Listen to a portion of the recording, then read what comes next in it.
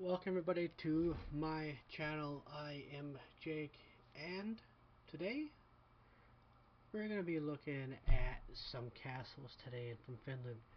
I know back in last year sometime I was doing this and I abruptly stopped. I've been working on music and other stuff in the background and working on my Twitch stuff, so I'm back part-time for YouTube, uploading whenever I can, whenever I feel like it. Today we were doing this castle. It's going to be like a 10-minute video, and I hope you enjoy it.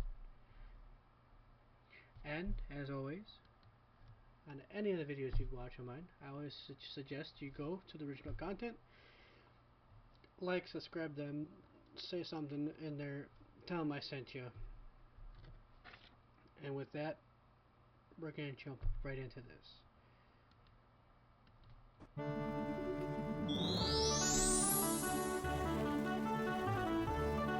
The mighty Olavinlinna castle rises majestically above the picturesque lakeland scenery of Olavinlinna in southern Finland, a former border region that was once the scene of many a bloody battle.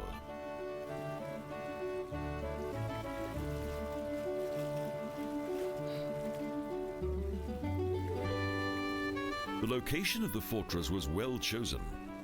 For many centuries, the strategically placed castle on the small granite island had to withstand attack from the Russian army.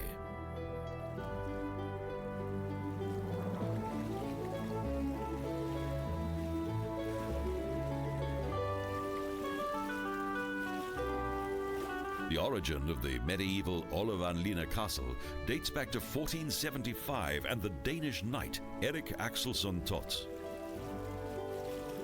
Danish.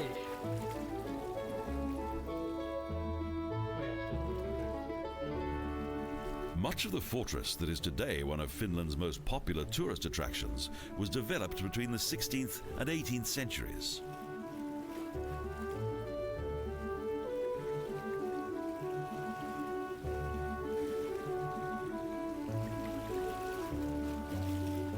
A pontoon bridge leads to the castle, its design allowing it to make way for large ships that travel along the narrow canal.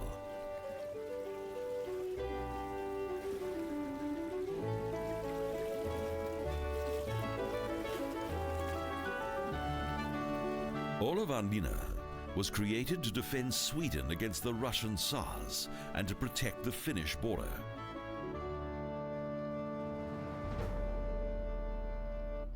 How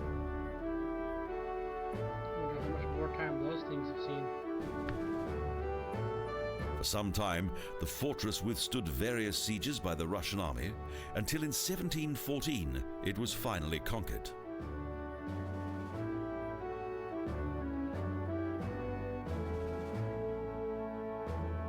Seem like it. Today the castle and its various beautifully restored halls is full of the atmosphere of bygone times.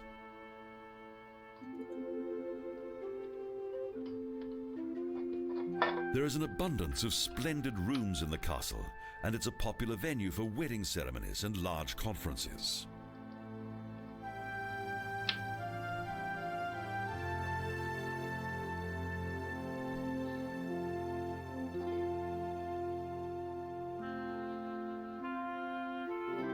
As with so many medieval castles, Olavinlinna is full of myth and legend.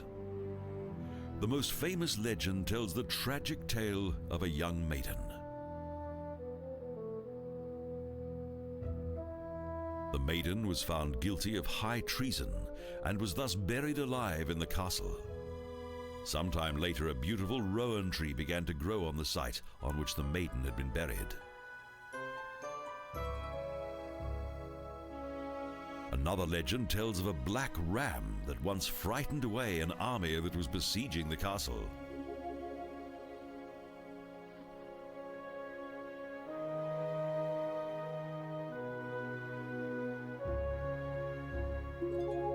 The ram climbed up the castle wall and made a great noise with its hooves while angrily shaking its massive horns. The enemy was terrified.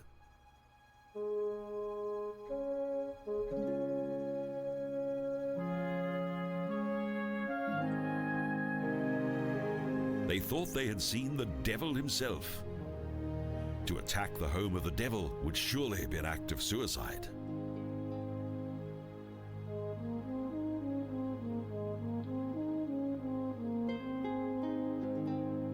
However, legend apart, life in the castle was indeed like hell on earth during the long Russian siege of 1714.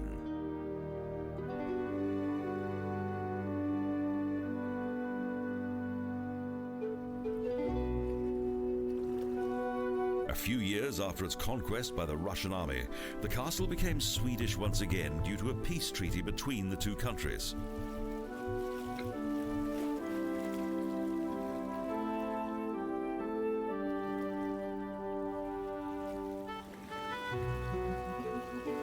But this was short-lived.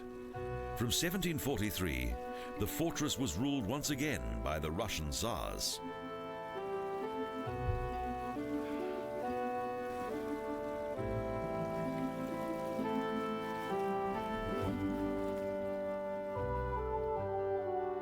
In the years that followed, the Russians modernized Olavinlinna and raised its towers while successfully defending it against further attack by the Swedes.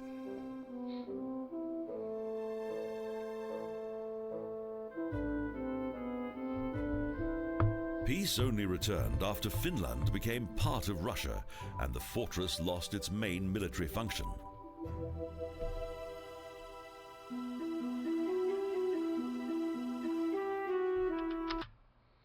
It seems like the common theme on this castle in Finland is it was taken over by Russia numerous times throughout its lifetime, and that is not surprising of how Russia was and still, what they're still doing. It's not surprising at all that this was taken and given back so many times. Today, it belongs to Finland once again. Large sections of the castle have been extensively restored and transformed into 2 museums.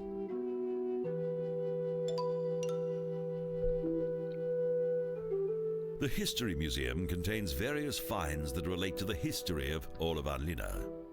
Unfortunately, none of the castle's original wooden furniture and fittings have survived. That's a shame. Actually, those are cannonball makers. Several devastating fires destroyed much of the castle's internal decor in the 19th century. All of its original furnishings were destroyed.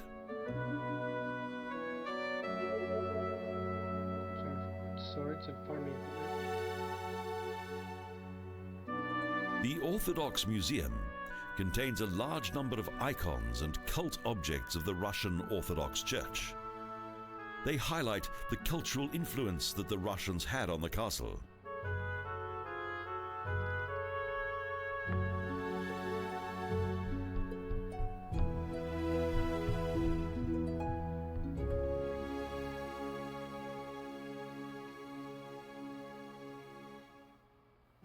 The unique historic value of the fortress was recognized in the 19th century when the first renovations began.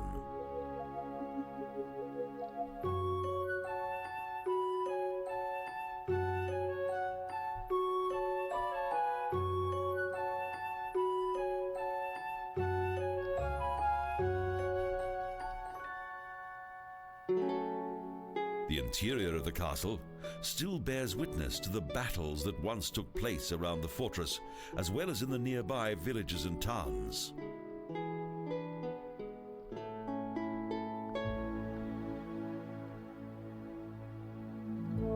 Unlike those times when Olavinlinna was attacked by foreign intruders, this city of around 30,000 inhabitants now benefits from its close proximity to the castle. Each June, the Olavinlinna courtyard is transformed into the main venue of the renowned Olavinlinna Opera Festival.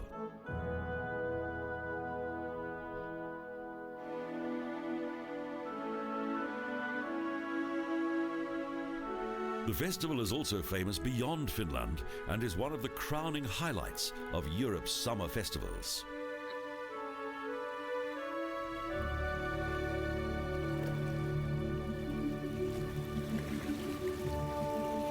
Tickets for the various performances in this atmospheric castle soon sell out. Thus, seats should be reserved well in advance. It's a beautiful old castle, though. Thanks to its annual cultural events, Olavinlinna Castle, once an active military fortress, is now a tranquil and historic setting for one and all. Look how big that thing is. Wow, that was a quick video. Again, go like these guys here on YouTube and make sure you subscribe to them as well. So this was a very interesting, quick video on this castle. I wish there was a little more in depth on the stuff dealing with more of the history, not just quick history like this. But it is a very, very, very good video. With that being said, I am going to leave this here. If you like what you see and you want me to pick up something different that I have not reacted to or seen, or you don't think I've seen, hit me up in the comment section down below. I'll see you guys in the next video. Peace.